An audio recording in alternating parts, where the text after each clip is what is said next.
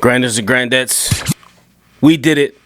We have done it again. Finally, after 4 years of pain and misery, we have finally got the orange guy back in the office. Donald Trump. As sad as it is, this was the best candidate we had. The fact that we either had to deal with both these candidates is crazy. But listen, if we're going to pick the lesser of two evils, I honestly think that Trump was the better bet. I feel like with Trump, you know what you get. With Kamala, I just don't want to bank on uncertainty, especially if she's going to mirror 4 years of what this administration has already done. So Donald Trump will become the 47th president of the United States in January. Kamala has conceded, finally. She didn't do so last night, which I thought was a little classless, I ain't gonna lie. And you could tell it was based on emotion. And that, to me, was a perfect example of why she shouldn't be in office. Because everything's going to be led with emotions. You can't do that as a president, especially as a leader of a country. Everything's not emotional. It's not a rash decision. And I feel like that was the perfect example of that. You know, win, lose, or draw, you come out and you speak to the people who supported you and who are at Howard University waiting for you. And I also didn't like the fact that every time she made a speech or, you know, talked about a policy or whatnot, she had to mention Trump. It was, well, the other guy and this guy. And it's like, yo, okay, I understand it. It's mudslinging. But it seemed like she was doing more mudslinging than Donnie was doing.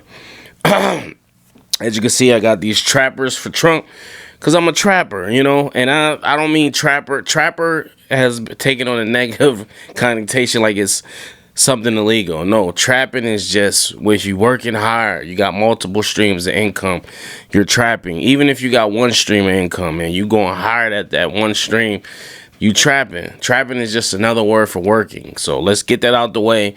So with that being said, Trappers for Trump t-shirts will be on sale. PrayForBuffalo.com, or you go on Instagram, you see the link in the bio, or you could go to the www.theblackabstract.com. Trappers for Trump hoodies, shirts will be on sale. You could go to www.theblackabstract.com and get you some. So let's talk about Trump. We got him again. I feel like there's a lot of sexists out there, and there was a lot of people who just didn't want to have a woman in power. They feel like a woman can lead this country. I can assure you I wasn't one of those people. I just didn't think she was the right candidate. It was just certain things she did that just made her disingenuous. And if I can see it, I'm sure other people could see it, and we don't want that for a country. As much as you might hate Donald Trump or dislike Donald Trump, I don't want to say hate, that's a strong word, but some people do hate him. It's kind of like you know what you get. And if this is what I got to choose between the two, at least I know what I'm getting with this person. I'd rather get a person that don't like me, but I know they don't like me. So I can know how to deal with them. And I'm not saying he doesn't like me or like, you know, people of color.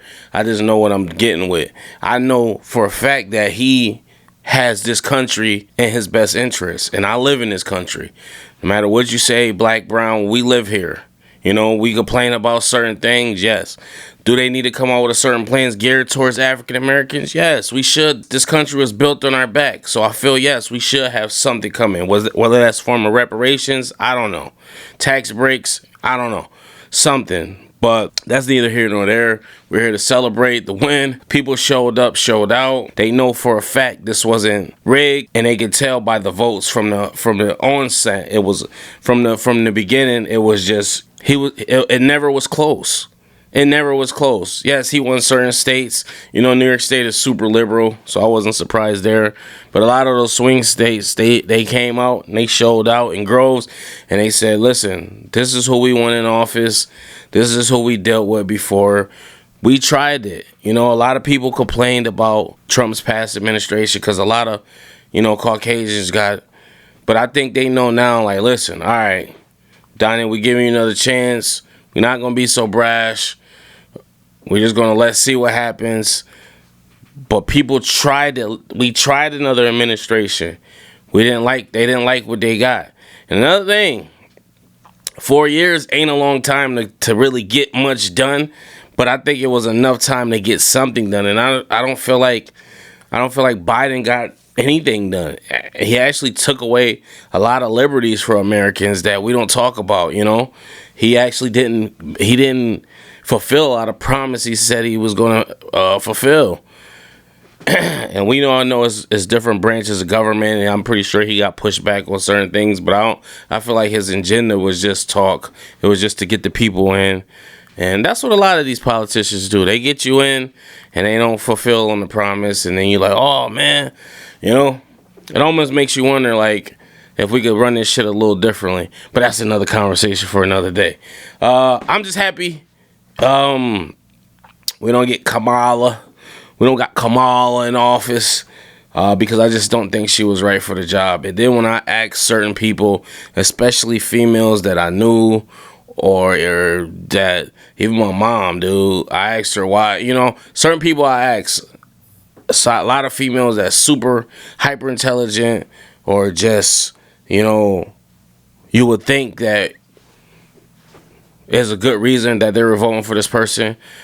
Not one female gave me a good answer, especially females of color. It was just, well, she's black. Yeah, I'm not voting for Donald. Why would I vote for him?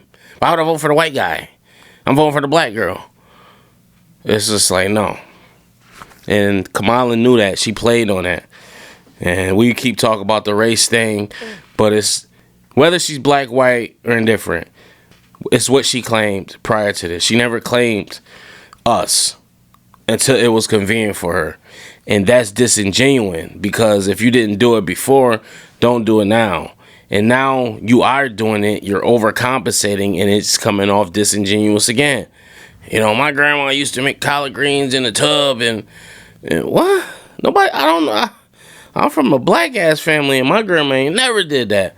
She was trying to assist a girl and, having Sexy Red. I might listen to Sexy Red music occasionally, but I don't want to fucking take political advice from her.